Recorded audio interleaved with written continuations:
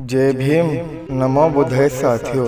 दोस्तों, हजारों वर्षों पहले एशिया महाद्वीप में एक राजवंश हुआ करता था जिसको इक्ष्वाकु सूर्यवंशी कहा करते थे। इस राजवंश से सब घबराते थे। इसी वंश में भगवान गौतम बुद्ध, अशोक सम्राट, चंद्रगुप्त मौर्य जैसे महान सम्राटों ने जन्म लिया। लेकिन आजकल कुछ हिंदूवादी और ब्राह्मणवादी इस परिवार का हिंदूकरण करना चाहते हैं, जबकि सच्चाई यह है कि इक्ष्वाकु राजवंश चमारों का वंश है। चमार ही सूर्यवंशी क्षत्रिय हैं और बुद्ध के वंशजनी। तो आइए चमारों जान लेते हैं कुछ ऐसी बातें। दोस्तों, पूरे भारत में जनसूत्रियों और लोक कथाओं में चमारों को ब्राह्मण बड़ा भाई बताता है, क्योंकि हिंदू धर्म का मुखिया है। तो फिर चमार बौद्ध धर्म का मुखिया है,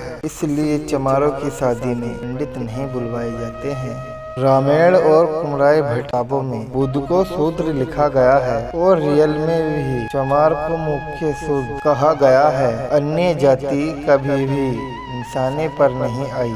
समस्त जातियों में सिर्फ चमार जाति ही ऐसी है जो कि गरीब होने के बावजूद भी आन शान पर मर मिटती है, और इस जाति में आज भी राजशाही गुण झलकते हैं। चमारों का घर अक्सर गांव के बाहर हुआ करता है, क्योंकि चमार गांव के राजा हुआ करते हैं। इनको ही गांव में ढीड बाबा कहा जाता है। चमार जाति से बौद्ध धर्म छिन जाने के बाद उसे धर्मविहीन कर दिया गया और अछूत इसलिए बना दिया गया, कहीं ये जाति फिर से बौद्ध धर्म खड़ा ना कर दे। चमार जाति को शिक्षा नहीं पढ़ने दिया जाता था कि चमार अनपढ़ रहेगा तो खुद को अछूत समझेगा। कभी भी यह नहीं जान पाएगा कि चमार एक राजशाही खून है, इसीलिए चमारों को पढ़ने नहीं दिया जाता था। चमार अगर पढ़ेगा तो बौद्ध धर्म खड़ा कर पाएगा।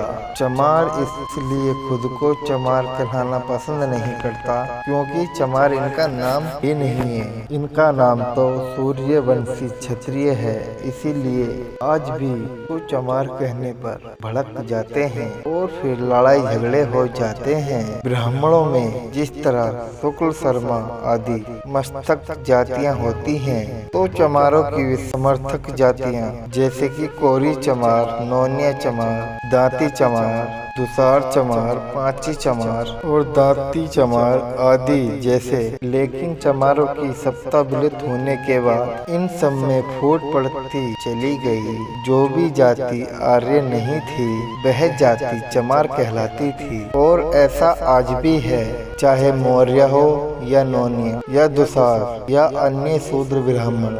यह अन्य शूद्र ब्राह्मण सबको चमार ही कहता है। तो मित्रों, यह आपको जानकारी कैसी लगी हमें कमेंट करके जरूर बताइएगा।